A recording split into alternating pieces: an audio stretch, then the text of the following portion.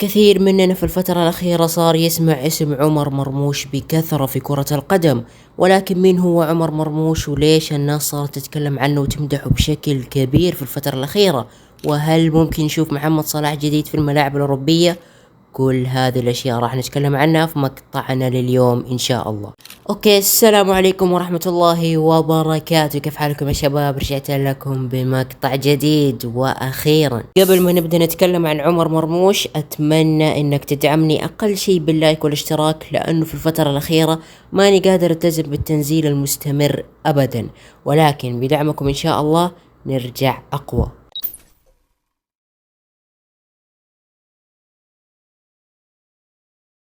عمر خالد محمد مرموش هو لاعب كرة قدم من مصر أم الدنيا، ويلعب في نادي فرانكفورت الألماني في البوندسليغا، ويحمل الرقم 7، رقم الأساطير في عالم كرة القدم، ويلعب في عدة مراكز في الخط الأمامي من الملعب راح نتعمق فيها أكثر في خلال المقطع. مرموش من مواليد القاهرة العاصمة المصرية في 7 فبراير 1999 ميلادي، يعني عمره 25 سنة، وهذا السن تقريبا هو السن اللي تقدر تقول عليه إنسان عاقل في عالم كرة القدم. عمر مرموش يلعب كمهاجم CF أو كجناح، وغالبا يكون جناح أيسر، أو حتى يلعب كخلف مهاجم. وبالمناسبة أنا أعشق اللاعبين اللي تقدر تلعبهم في كل مراكز الهجوم.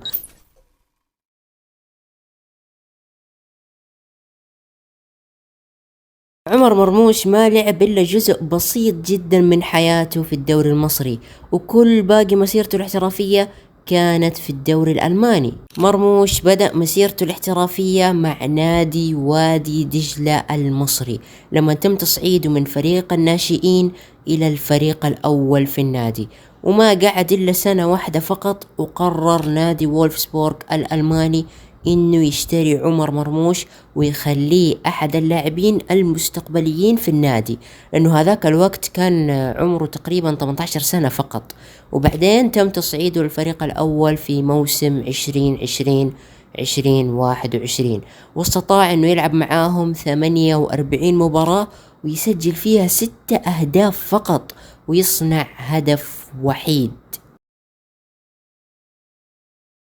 في نفس الموسم تمت إعارته لنادي سانت باولي الألماني، وحرفيا ما قعد معاهم إلا شهر وأقل تقريبا، ورجع مع نادي وولفسبورغ من جديد. وبعد عودته لولفسبورغ قرر النادي انه يعيره مرة اخرى، ولكن هذه المرة لنادي شتوتغارت، واللي يعتبر نادي قوي في الدوري الالماني، ولكن ايضا ما قدم اشياء كبيرة معاهم، وهذا بحكم انه مع نادي صعب يظهر معاهم بسهولة، وغالبا ما راح يتم الاعتماد عليه بشكل واضح، ولا راح يلعب الوقت الكافي اللي يخليه يظهر بمستوى قوي. ولكن وبعد ما رجع لولفسبورغ من الإعارة، وكان أصلا عقده منتهي مع النادي، قرر نادي فرانكفورت انه ياخذ عمر مرموش من وولفسبورغ بشكل مجاني، بحكم انه عقده انتهى اصلا. ولكن هذا الانتقال هو اللي غير عمر مرموش من لاعب ينتقل عبر الأندية ومن إعارة إلى إعارة، إلى لاعب خلى ناس كثيرين يقولوا عنه هذا خليفة محمد صلاح القادم.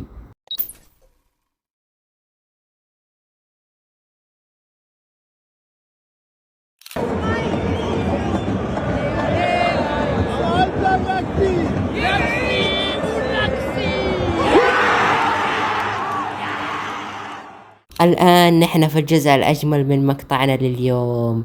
عمر مرموش لما انتقل لفرانكفورت في الموسم الماضي انفجر، حرفيا انفجر بكل معنى الكلمة، لأنه لعب معاهم في الدوري الألماني 29 مباراة، 27 مباراة منها لعب فيها بشكل أساسي، وسجل 12 هدف وصنع 6 أهداف، وكان ترتيبه التاسع في قائمة هدافين الدوري بالتساوي مع كذا لاعب.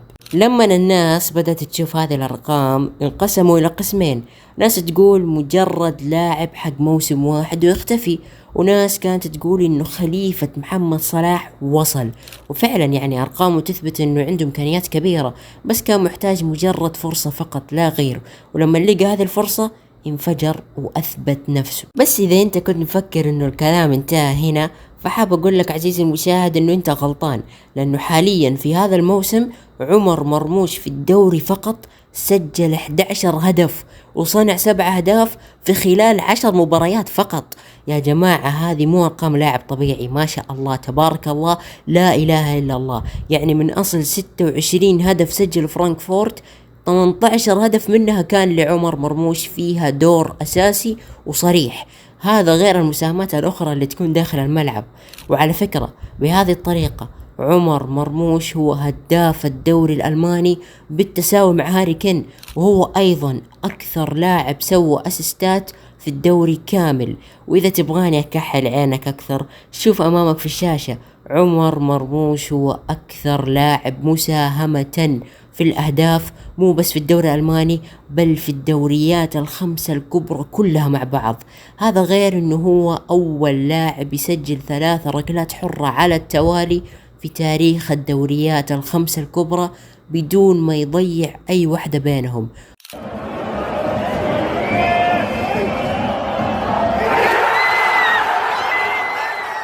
في النهاية أنا أتوقع أنه هذا اللاعب في الفترة الشتوية القادمة راح يكون في نادي كبير في الدوري الإنجليزي على سبيل المثال، لأنه سمعنا أنه ليفربول وتوتنهام مهتمين في عمر مرموش. وإذا مو الشتوية الجاية أكثر شيء ممكن الفترة الصيفية القادمة. يعني أنا أتوقع أنه هذا آخر موسم لعمر مرموش مع فرانكفورت الألماني، لأنه عيون الأندية كلها عليه حاليا. والله يوفقه وين ما يروح. ويعني برضو انت شاركنا رأيك تحت في التعليقات، وخلينا نشوف التحليلات الجميلة اللي عندكم. وبس هذا كل شيء في مقطعنا لليوم. اتوقع انه هذا اجمل مقطع في القناة حاليا. ان شاء الله انه نال اعجابكم واعجاب الجميع، ولا تخلي هذا المقطع عندك ووصله لغيرك من الناس عشان يستمتعوا، عشان انا استفيد برضو من المشاهدات. وبس شكرا للمشاهدة، ومع الف الف الف سلامة.